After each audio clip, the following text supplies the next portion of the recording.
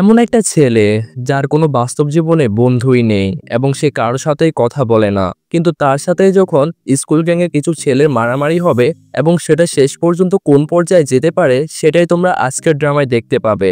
So WhatsApp cute বাড়িজ, কেমন আছো সবাই? আশা করি সকলেই অনেক অনেক ভালো আছো। আজকে আমরা এক্সপ্লেন করতে যাচ্ছি উইক হিরো ক্লাস 1। এটা 2টা সিজন রয়েছে। প্রথম সিজনটা আমরা এখন এক্সপ্লেন করব এবং পরের সিজনটা আমরা কিছুদিন পর এক্সপ্লেন করব। যাই হোক, গল্পটা যখন শুরু হয় আমরা সাউথ কোরিয়ার একটা হাই স্কুল দেখতে পাই, যেটা কিনা কোরিয়ার অনেক পপুলার একটা হাই স্কুল। আর এই হাই স্কুলের একটা ক্লাসে আমরা শিউন নামের একটা ছেলেকে দেখতে পাই। শিউন ছিল খুবই ট্যালেন্টেড একটা স্টুডেন্ট, এমনকি সে ক্লাসের টপার ছিল। এজন্য বাকিরা তাকে অনেক বেশি হিংসা করত, কিন্তু সে শুধু তার লেখাপড়ার দিকে ফোকাস করত। কে তাকে নিয়ে কি বলছে না বলছে এসব নিয়ে সে একদমই মাথা ঘামাতো না এবং সে অনেক চুপচাপ স্বভাবের ছিল। যেহেতু সে কারোর সাথে কথা বলতো না, এজন্য তার কোনো বন্ধুও ছিল না।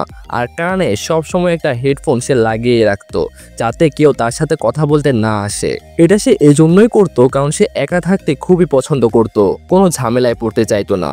অন্যদিকে আমরা ইয়নবিন নামের একটা ছেলেকে দেখতে পাই।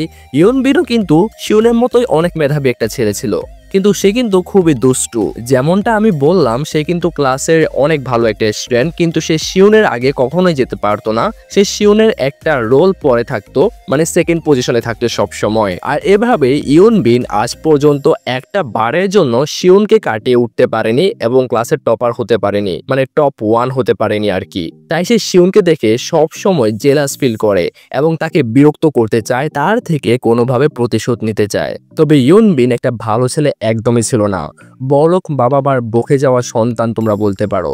তার ভেতরে একজন ভালো স্টুডেন্টের তেমন কোনো গুণই ছিল না এবং তার স্বভাব, চরিত্র, আচার আচরণ, ম্যানার সবকিছু একদম বিগড়ে গিয়েছিল। এমনকি সে অনেকগুলো স্টুডেন্টকে নিয়ে একটা গ্যাংও চালাতো, যে গ্যাংটার মাধ্যমে সে ক্লাসের মধ্যে গুন্ডামি করত এবং ক্লাসের যেসব দুর্বল স্টুডেন্ট ছিল, যাদের কিনা ফ্যামিলি ব্যাকগ্রাউন্ড স্ট্রং না, যাদের কিনা পলিটিক্যাল পাওয়ার নেই, যাদের কিনা অনেক টাকা পয়সা নেই, তাদের সে বুলি করতো তার গ্যাং মিলে। আর এসব কিন্তু সব ধরনের স্কুলে মোটামুটি হয়ে থাকে, যত ভালো স্কুলে হোক না কেন। উপরে উপরে সবকিছুই ভালো দেখা যায়, কিন্তু ভেতরে ভেতরে এসব চলতেই থাকে। আর এসব যে কবে বন্ধ হবে সেটা আমরা বলতে পারছি না। তো এভাবে শিউন যেহেতু সবাইকে ইগনোর করতো, সব সময় চুপচাপ থাকতো, তাই ইয়নবিন আর তার সঙ্গীরা সবসময় তাকে জ্বালাতন করার চেষ্টা করতো, তার পড়ালেখা ডিস্টার্ব করার চেষ্টা করতো, এমনকি তাকেও বুলি করার চেষ্টা করতো। তো এসব থেকে শিউন কখনো বের হতে পারছিল না এবং সে প্রতিবাদও করছিল না, কারণ সে যদি কথা বলে তাহলে কথা বাড়বে এবং ঝামেলা হবে। তো এভাবে একদিন ইয়নবিন ইচ্ছে করে পেছন থেকে শিউনের গায়ে একটা জুতা ছুঁড়ে মারে। শিউন রেগে গিয়ে তাদের দিকে তাকালে ইয়নবিন তাকে বলে যে জুতাটা আমরা ইচ্ছা করে মারিনি, আর এভাবে তাকালে তোর চোখ আমি একদম উপড়ে ফেলবো, তুই আমাকে চিনিস? এরপর শিউন তখন তাকে বলে যে আজকে যেটা করছিস সেটা যেন দ্বিতীয়বার না হয়, এটা আমার পক্ষ থেকে তোদের জন্য একটা ওয়ার্নিং হিসেবে ধরে নিতে পারিস। এটা শুনে ইয়নবিন অনেক রেগে যায় এবং সে শিউনের সামনে এসে বলে, কি বললি তুই? দ্বিতীয়বার তোকে মারলে তুই কি করতে পারবি? তুই আমার সম্পর্কে কিছু জানিস? তোর সাহস থাকলে আমাকে একটু ছুঁয়ে দেখাতো, তোকে আমি এখানে পুঁতে ফেলবো। শিউন তখন প্রচন্ড রেগে গিয়ে তাকে মারতে যাচ্ছিল, ঠিক তখনই সেখানে একটা বেসবল টিম চলে আসে এবং তারা সেখানে সোহু নামের একটা ছেলেকে মারার জন্য খুঁজছিল। তো বেশ কিছুক্ষণ ধরে সোহুকে খোঁজার পর দেখা যায় যে সোহু আসলে ক্লাসের একদম লাস্ট একটা বেঞ্চে ঘুমাচ্ছিল। আর বেচারাকে দেখে মনে হচ্ছিল সে সারা রাত একদম চোর পাহারা দিয়েছে, এখন সে ক্লাসে এসে ঘুমাচ্ছে। তবে তাদের চিৎকার চেঁচামেচিতে তার ঘুম একদম ভেঙে যায়। সবাই জানতে চাইছিল যে সোহু কি করছে, তখন সে সকাল থেকে সে ঘুমিয়ে যাচ্ছে। এরপর বেসবল টিমের ক্যাপ্টেন তাদেরকে জানায় যে সোহু নাকি তার গার্লফ্রেন্ডের সাথে ফ্লার্ট করছে, কিন্তু সোহু তখন সে ক্যাপ্টেনকে জানায়, আমি আমার নিজের লাইফ নিয়ে এতটাই ব্যস্ত সময় পার করছি যে তোমার গার্লফ্রেন্ডের সাথে ফ্লার্ট করা তো দূরে থাক, তার দিকে তাকানোর সময়টুকু পর্যন্ত আমার নেই। আমি তো ক্লাসরুমে ঘুমিয়ে কুল পাই না, আবার ফ্লার্ট কখন করব? বরং উল্টো তোমার গার্লফ্রেন্ডই সবসময় আমার দিকে তাকিয়ে থাকে, সেই মেবি মনে মনে আমাকে একটু পছন্দ করে, এমন টাইপের কিছু হতে পারে। কিন্তু এই কথা শুনে ক্যাপ্টেন অনেক রেগে যায় এবং সে এবং তার পুরো টিম মিলে সোহুকে মারতে আসে। তবে সোহু আসলে অনেক ভালো ফাইট করতে জানতো এবং সে কুংফু সহ নানা ধরনের স্টাইলে ফাইটিং জানতো, যেটা কিনা অনেক ইমপ্রেসিভ ছিল এবং ক্লাসের সবাই একদম অবাক চোখে তাকিয়ে থাকতো যে একটা মানুষ এত ধরনের ফাইট কিভাবে পারে। আর একবার মার্শাল আর্ট ম্যাচ সে জিতেছিল। সে মেডেলও পেয়েছিল, কিন্তু এখানকার কেউ সেটা জানতো না। তো সোহু সবাইকে একাই মেরে হারিয়ে দেয় এবং তার সামনে কেউ দাঁড়াতে পারে না। এভাবে ক্লাসের বাকি সবাই তার দিকে অবাক দৃষ্টিতে তাকিয়েছিল এবং এটাই ভাবছিল যে সোহু এত ভালো ফাইট কিভাবে করছে। তবে ফাইট করতে করতে সোহু ভুল করে শিওন যে ছিল আমাদের বোকা ছেলেটা, তার পেন্সিল বক্স মাটিতে ফেলে দেয়। এতে সোহু অনেক কষ্ট পায় এবং সে ভালোভাবে জানতো যে শিওন আসলে একটা রাগী প্রকৃতির ছেলে, এজন্য তাকে সেই সাথে সাথে সরি বলে ফেলে। আর শিউন তার বাড়িতে চলে আসে। সেখানে শিউনের বাবাকে আমরা দেখতে পাই। শিউনের বাবা একসময় অনেক ভালো একজন অ্যাথলেট ছিলেন, তিনি মেবি ফুটবল খেলতেন। আর তার মাও কিন্তু অনেক চালাক ছিলেন, তিনি একটা প্রাইভেট কোম্পানিতে চাকরি করতেন এবং সে তার ক্যারিয়ারে অনেক দূর নিয়ে গিয়েছে।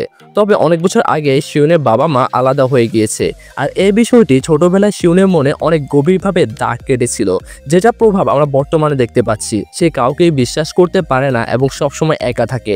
এটার দায়ভার অবশ্যই তার মা বাবাকে নিতেই হবে। এভাবে শিওন তার মা বাবার সাথেও তেমন একটা কথা বলতো না, তবে তার মা বাবা সবসময় চেষ্টা করতো তার সাথে যেন তারা কথা বলে এবং মনটা যেন একটু হালকা করে।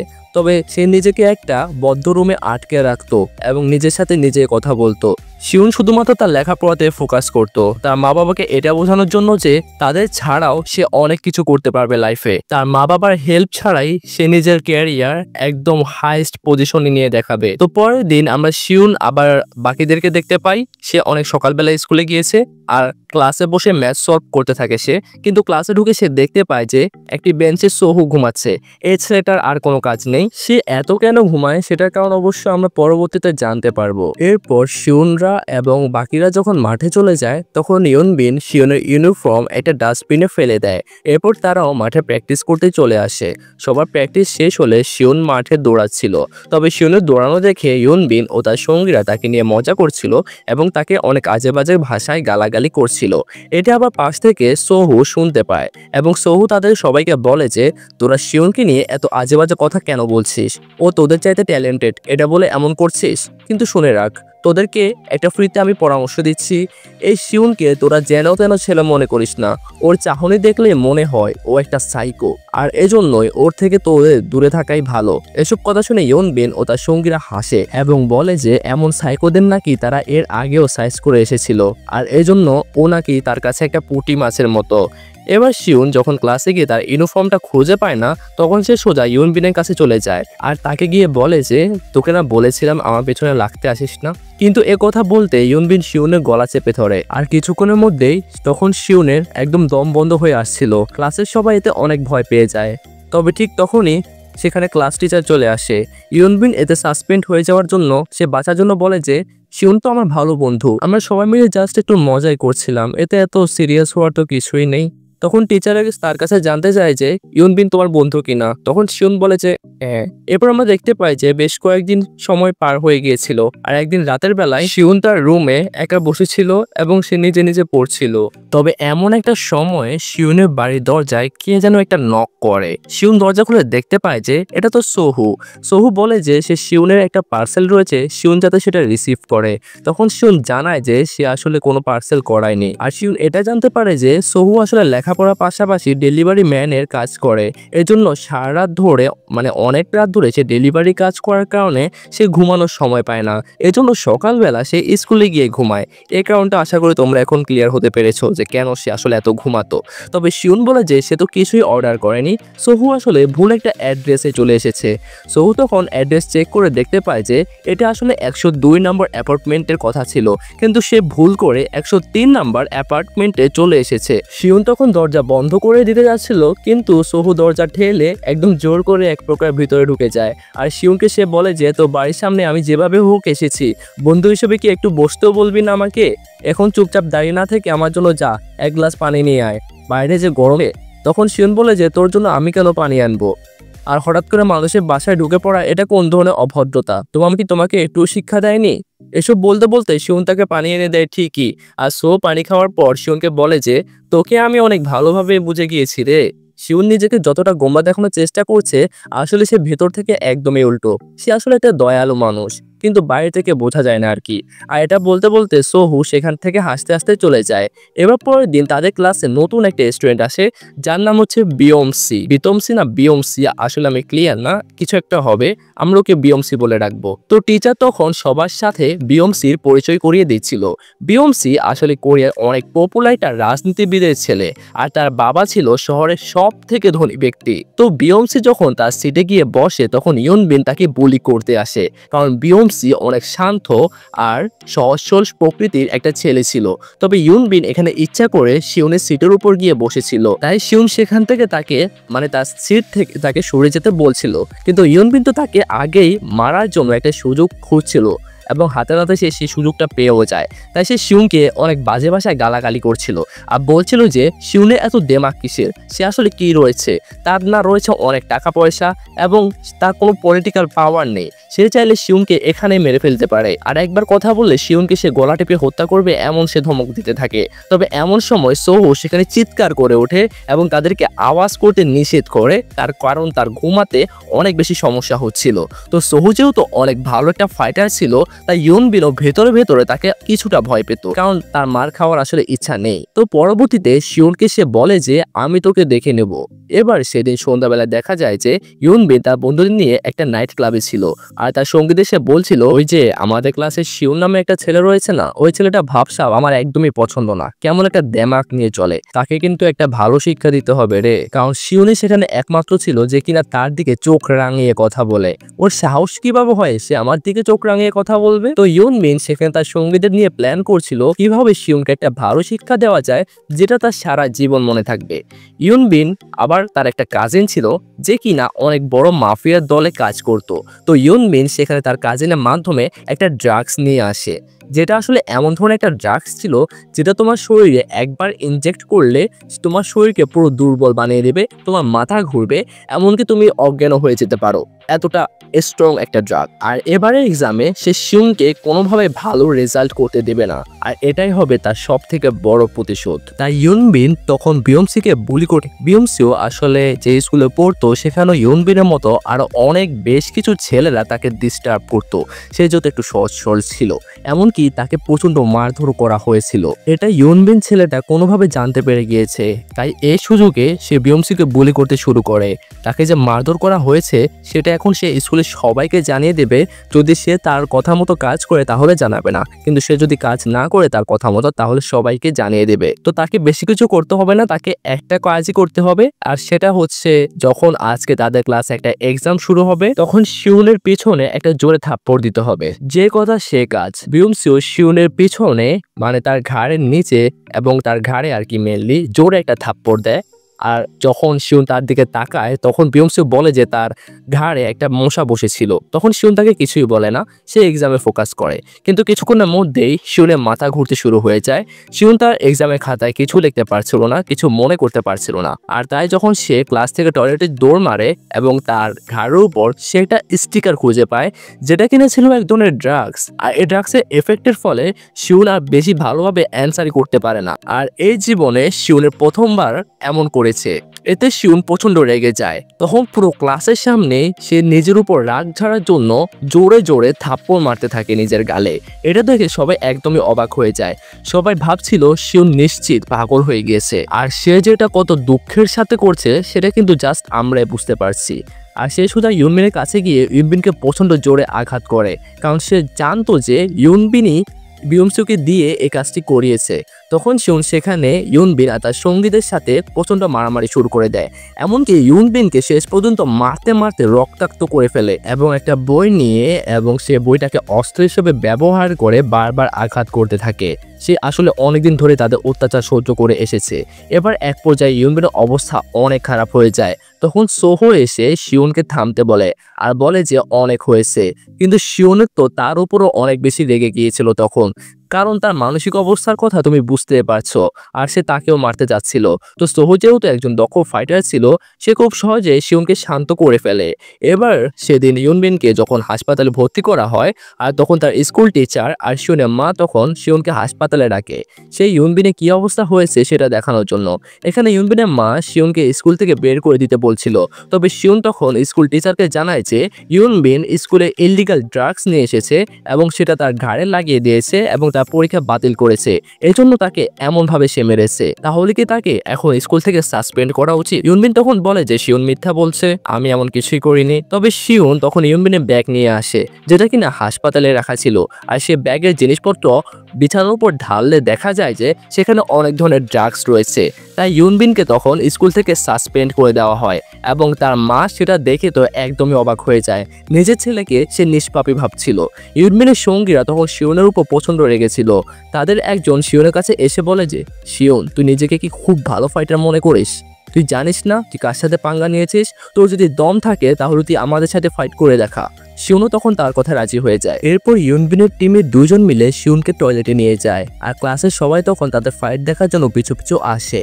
তবে শিউন তখন টয়লেটের দরজা বন্ধ করে দেয় আর একটা হাতে কলম নেয়, যেটা এমনভাবে তাকিয়েছিল যে শিউনের চাহনি দেখে তারা অনেক বেশি ভয় পেয়ে যায়।